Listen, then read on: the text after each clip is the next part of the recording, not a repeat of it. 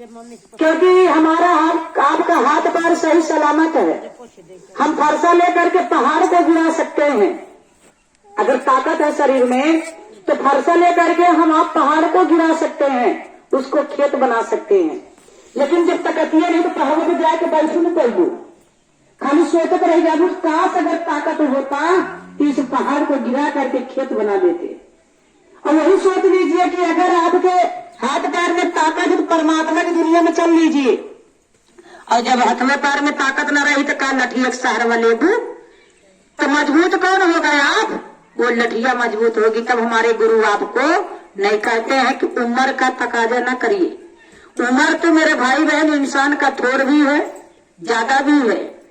गुरु अगर 5-6 साल के बच्चे हैं, बच्चे जन्म लेते हैं तो उनको भी शिव से जोड़ दीजिए। शायद आज हमें आपको ये बात लेट मिला कि भगवान शिव हमारे आपके गुरु हैं। और यही बतिया हमारे पुरखा पुरनियों को पता चला होता तो क्या इतना लेट हमें आपको पता चलता? जन्म लेने से जब जैसे ही ज्ञान होता हम भगवान शिव को अपना गुरु बना लेते।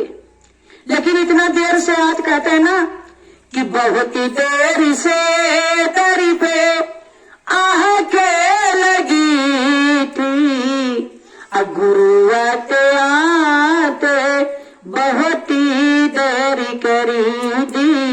लेकिन गुरु आते आते देर नहीं की। गुरु तो आए थे पहले से ही, जब से सृष्टि रची गई थी तब से। लेकिन हमारे आपके जीवन में किसी ने ज्ञान नहीं दिया कि महेश्वर शिव गुरु हमारे गुरु हैं। तो कैसे? बहुत ही देर से हमको पता ये नहीं था, बहुत ही देर से हमको पता ये नहीं था कि गुरु मेरे आके बैठिए गए हैं। कि गुरु आके बैठे हमको पता ही नहीं चला। तो मेरे भाई बहन पता कैसे चलता? जब किसी को पता होता तब ना। सबको तो यही पता था कि भगवान शिव है और शिव दुनिया के मालिक हैं। भगवान को समझ करके पूजा करते थे, पाठ करते थे, सब कुछ इनको भगवान शंकर को यही सब लोग कहते थे भगवान शंकर भगवान है। और उन्हीं को हम आप भी जानते थे। देखिए कहते रामनवमी होती है, जन्माष्टमी मनाई जाती है। तो किनका? इनका ना तो कोई जन्म हुआ है ना इनका कोई मरण है। जन्म किनका हुआ? विष्णु भगवान का। त्रेता युग में आए और उसी लिए उनका रामनवमी मनाया जाता है। कृष्ण भगवान आए तो उनका जन्माष्टमी का जन्मदिन मनाया जाता है। लेकिन बाबा भोलेनाथ का कोई जन्म है, हमारे गुरु का ना तो कोई जन्म है और ना ही कोई मरण है। एक बार नारद मुनि ने पूछा, एक बार बाबा भोलेनाथ से नारद मुनि ने पूछा कि प्रभु ये बताओ आपके पिता कौन है? बाबा भोलेनाथ ने कहा कि मेरे पिता तो विष्णु भगवान है। बोले आपके दादा कौन है? उन्होंने कहा कि मेरे दादा तो ब्रह्मा जी हैं। बोले आपके परदादा कौन है? उन्होंने कहा कि मेरे परदादा मैं स्वयं हूँ। अपना परदादा मैं खुद हूँ, मेरा कोई दादा नहीं है। जब वो अपना परदादा है, उनका कोई जन्म देने वाला दादा ही नहीं है, तो बताओ हमारे और आपके दादा और गुरु हुए कि नहीं हुए? ये दुनिया को जन्म देने वाले ये हमारे आपके परदादा बाबा हुए कि नहीं हुए? तो मेरे भाई बहन इनका कोई जन्म नहीं हुआ। जन्म तो जिन लोगों ने शरीर को छोड़ा है उनका हुआ।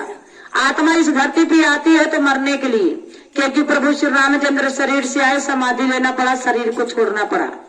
कृष्ण भगवान धरती पे आए तो बहलिया के तीरों से उनका मौत हुआ। बहुत जितने देवी देवता इस धरती पे आए सबको शरीर को छोड़ना पड़ा, सबको यहाँ से जाना पड़ा। तो हमको भी एक दिन जाना पड़ेगा, आपको भी जाना पड़ेगा। साहब हमारे इतने ज्ञान के, इतने बड़े ज्ञान के दाता थे जिन्होंने 3 सूत्र हमारे आपके बीच में दिया, कोई यही देवी देवता महात्मा नहीं दे पाए। तो मेरे भाई बहन उनको भी शरीर को छोड़ करके जाना पड़ा। आज वो शरीर से नहीं है, लेकिन हर पल हर क्षण मेरे साहब मेरे साथ रहते हैं। देख करके सोच करके देखिए, मन को दौड़ा दीजिए साहब के तरफ हृदय भाव से, उनको देखिए साहब आपके सामने ही मिलेंगे। वो मेरी ममता में नीलमनन दीदी जो माँ के समान दया के सागर करुणा निधान नीलमनन दीदी, जिन्होंने मैं तो देखी नहीं हूँ उनको, लेकिन साहब के मेरा ऐसा सौभाग्य था कि साहब को मेरे भाई बहन 2 मीटर की दूरी से हमने देखा है। और नीलमनन दीदी माँ को हमने देखा ही नहीं, उनको तस्वीरों में हमने देखा है। कितनी सुंदर है, कितनी भोली भाली माँ है। और उसी तरीके से बरखा दीदी लगती है। बरखा दीदी जो साहब की बड़ी बहू है, उनको हमने देखा है, जिससे एकदम लगता है कि नीलम आनंद दीदी माँ का पूरा सा रूप है, पूरा बोल चाल है। हमने उनका वीडियो में सुना है, ममता मई नीलम आनंद दीदी का बात है। इतना मीठा आवाज, इतना सुंदर आवाज वही बरखा दीदी का लगता है। मुझे ऐसा लगता है, हमने जब उनको पहली बार बरखा दीदी को देखा तो ऐसा लगता था कि एकदम साक्षात हमारी दीदी माँ आई है। मुझे ऐसा आभास हुआ, उनके बातों से ऐसा लगा। तो मेरे भाई बहन, ये तो ज्ञान के दाता थे, इनको भी जाना पड़ा। साहब ने कहा कि रहेंगे होटल में और मरेंगे हॉस्पिटल में। तो मरे भी हॉस्पिटल में। साहब की क्या चीज की कमी थी? सब कुछ थे, बेटे बेटियां, मकान, सब कुछ था, रुपये पैसे, किसी चीज की कमी नहीं थी। लेकिन साहब ने कहा तुम तो भैया महादेव का चेला है, हम जोगी हैं उनके लिए।